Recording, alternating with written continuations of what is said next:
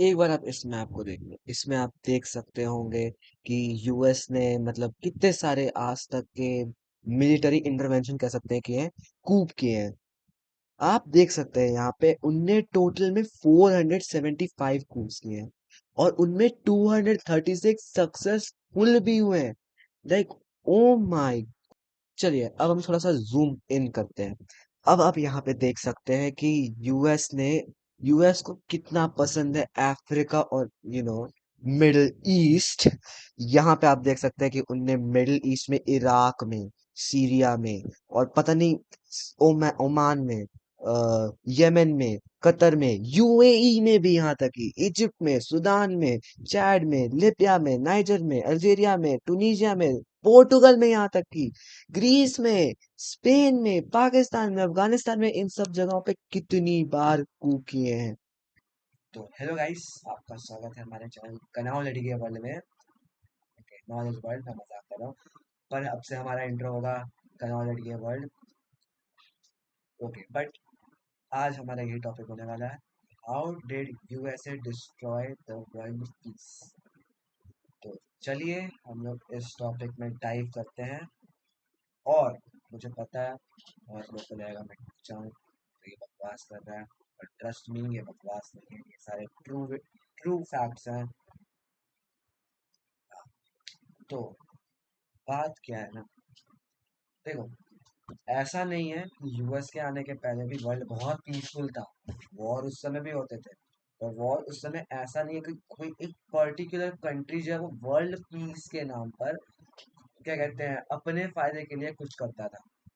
पर यहाँ पर यूएस जो है वही करता है, वर्ल्ड पीस के नाम पे, पीस मेकर के नाम पे, डेमोक्रेसी का क्या कहते हैं, क्या कहते हैं, इन्वेंटर तो है ही, मतलब नहीं, डेमोक्रेसी का सेवियर और फ्रीडम का सेवियर और पता नहीं क्या क्या इन लोगों को वो मिल गया है टाइटल। पर ये सब बकवास है।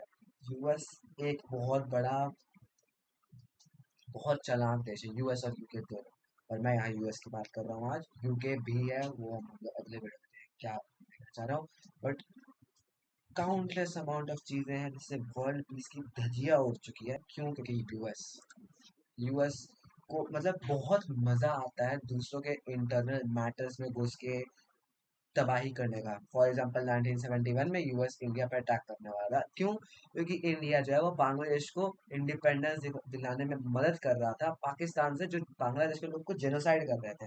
अब यहाँ पे बोला था पीस मेकर, और वही देश जो पीस मेकर है वो पीस को मतलब होने से रोकने के लिए इंडिया पे अटैक कर रहा था।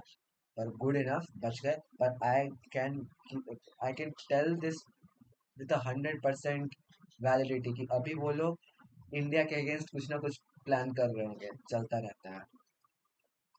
बस सिर्फ एक रीजन से वो इंडिया के साथ है, वो है इसलिए कि चाइना है।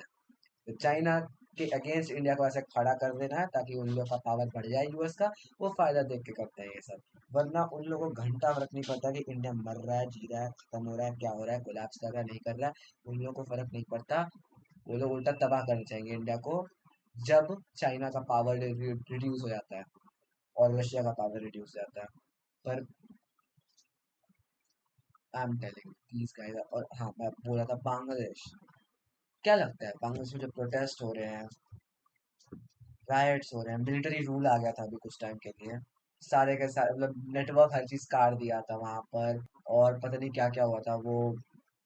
वहां पे एक ऐसी पार्टी का रूल धीरे धीरे आ रहा है जो लाइक चाहती ही नहीं थी कि बांग्लादेश जन्म मतलब एग्जिस्ट भी करे। बट फिर भी वो पावर में है, मतलब अभी पता नहीं मुझे मैं पावर में है कि नहीं, पर आ रही है। और अब तो बांग्लादेश रजिस्ट्रेशन में भी गिर गया। पर मैं ये भी नहीं कह रहा कि क्या कहते हैं इंडिया का कोई हाथ नहीं, इंडिया का पक्का कुछ हाथ है, नहीं तो इंडिया कुछ तो करता मतलब हेल्प नहीं करता, पर कुछ तो इंटरनेशनली ये बोलता कि जो बांग्लादेश में चल रहा है वो सब का कुछ तो मेंशन करता। यहाँ तक कि जो यूएन का जो स्पीच दिया जाता है, फॉरेन मिनिस्टर स्पीच देते हैं, जो भी स्पीच देते हैं इंडियन डेलीगेट्स, सारे कंट्रीज के डेलीगेट्स, उसमें बांग्लादेश के ये चीज के बारे में मेंशन तक नहीं है। तो इसमें तो कोई डाउट नहीं कि इंडिया का भी कुछ तो हाथ है इसमें। पर यूएस, बहुत लंबा बात है, मतलब यूएस के जो एम्बेसडर वगैरह हैं, उन लोगों ने क्या कहते हैं बांग्लादेश लाइक 5-6 दिन पहले छोड़ के भाग गए थे वहां से।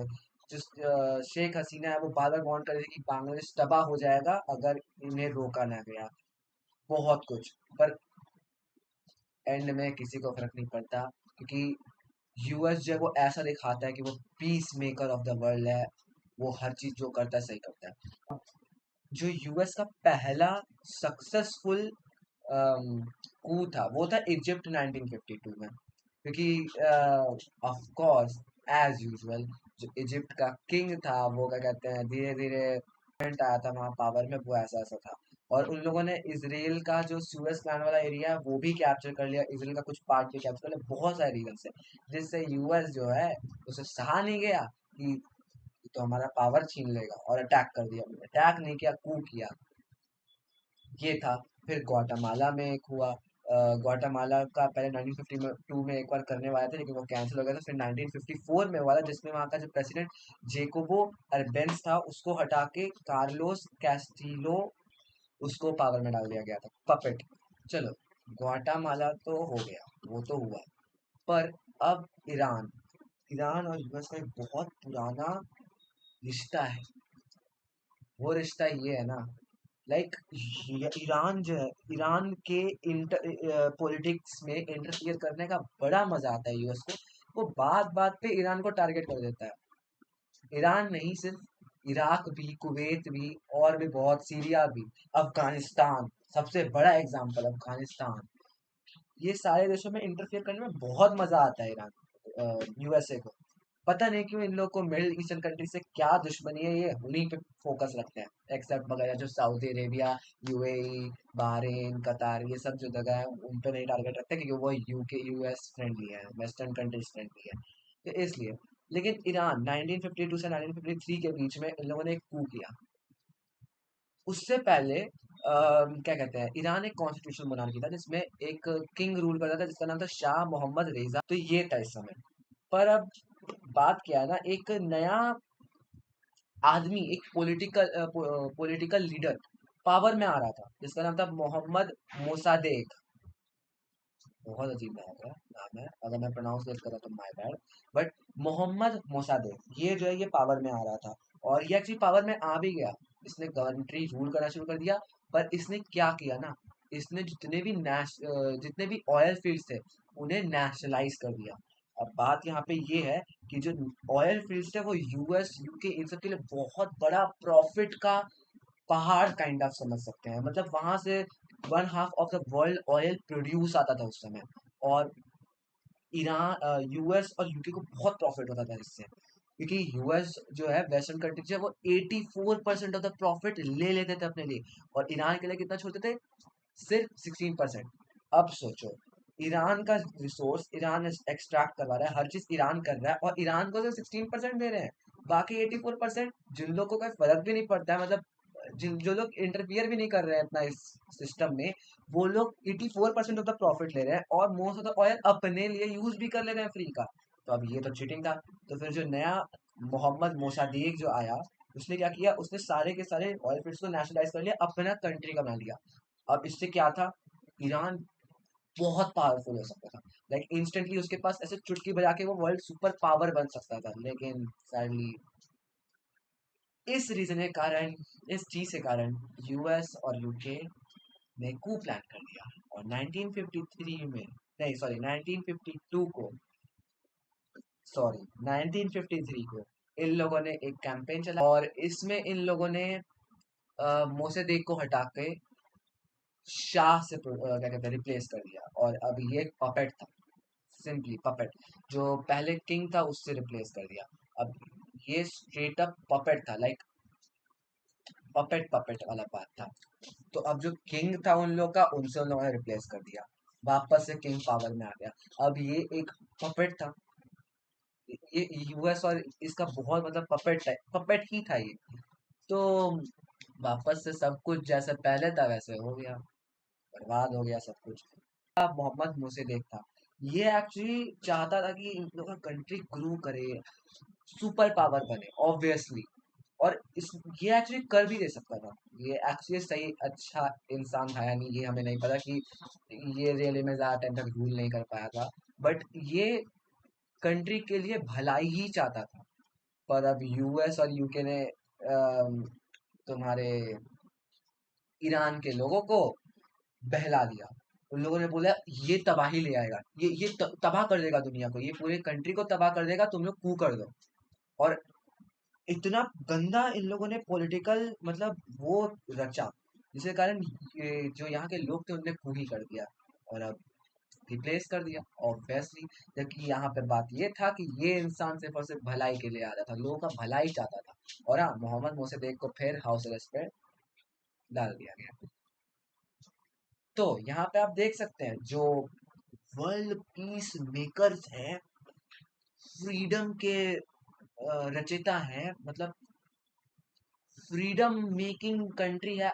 आई don't know what to call this people, but भाई ये देश ये कर रहा है, पीस को तबाही करने तो आ रहा है, इसको क्या कहेंगे। अब यहाँ पे ये खत्म नहीं होता। यहाँ पे क्या हुआ, फिर से एक राइज होने लग गया, फिर से एक नया पावर आया, पावर आया, पावर आया।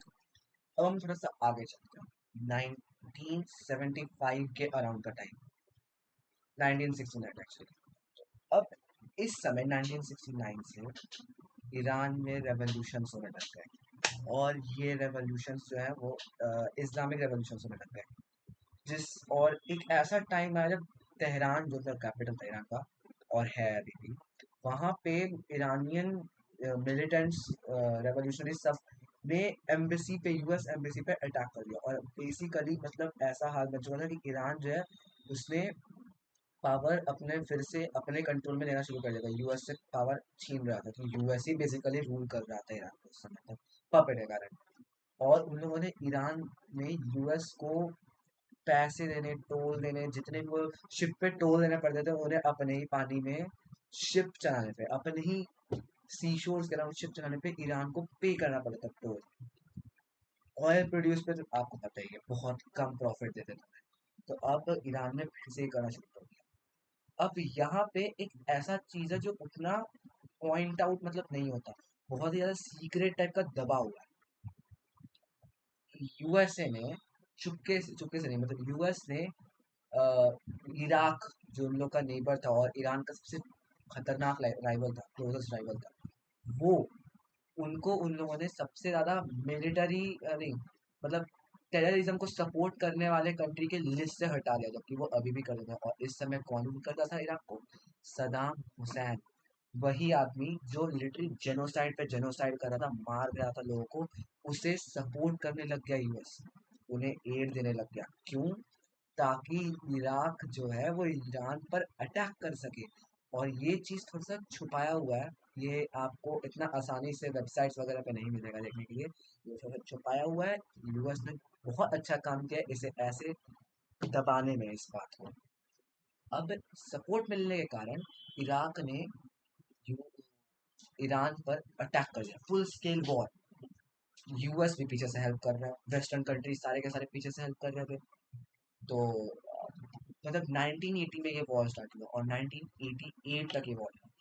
बहुत कैजुअलिटीज हुए, बहुत लोग मरे। एट द एंड कोई नहीं जीता, उन लोगों ने वॉर वहीं पे एंड कर दिया और पूरा का पूरा दोनों के दोनों देश तहस महस हो गए। तो यानी अब ईरान कभी भी मतलब ऐसा हो चुका था कि वो वर्ल्ड सुपर पावर नहीं बन सकता था, इराक भी नहीं। इराक जो है वो शायद सेकंड पे आता था मोस्ट ऑयल प्रोड्यूसर पे।